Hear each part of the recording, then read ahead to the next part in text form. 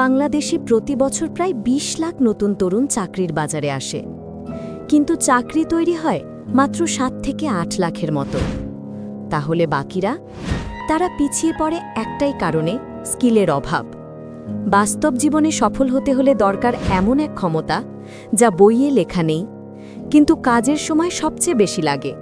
সেই ক্ষমতার নাম স্কিল। আন্তর্জাতিক শ্রম সংস্থা এবং বাংলাদেশ পরিসংখ্যান ব্যুরোর তথ্য অনুযায়ী প্রতি বছর প্রায় ২০ লাখ নতুন কর্মপ্রার্থী চাকরির বাজারে আসে, কিন্তু নতুন চাকরি তৈরি হয় মাত্র ৭ থেকে ৮ লাখের মতো। ফলে বিশাল এক জনগোষ্ঠী বেকার থেকে যাচ্ছে, আর চাকরির বাজারে তৈরি হচ্ছে অভূতপূর্ব প্রতিযোগিতা।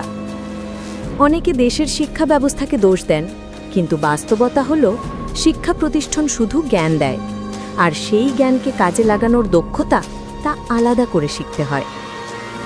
বিশ্ব অর্থনৈতিক ফোরামের ২০২৩ সালের প্রতিবেদনে বলা হয়েছে, আগামী ৫ বছরে কর্মক্ষেত্রে ব্যবহৃত প্রায় ৪৪% স্কিল পরিবর্তন হবে। অর্থাৎ আজকের জ্ঞান আগামীকালই পুরনো হয়ে যেতে পারে।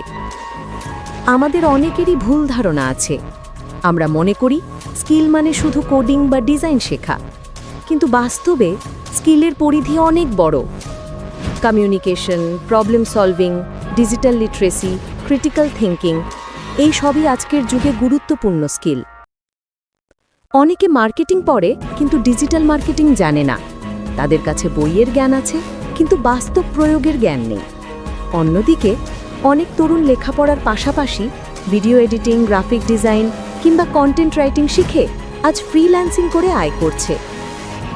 লিঙ্কডইনের ২০২৪ সালের রিপোর্ট অনুযায়ী যাদের সফট স্কিল এবং ডিজিটাল স্কিল দুটোই আছে, তাদের চাকরি পাওয়ার সম্ভাবনা অন্যদের তুলনায় ৩ গুণ বেশি।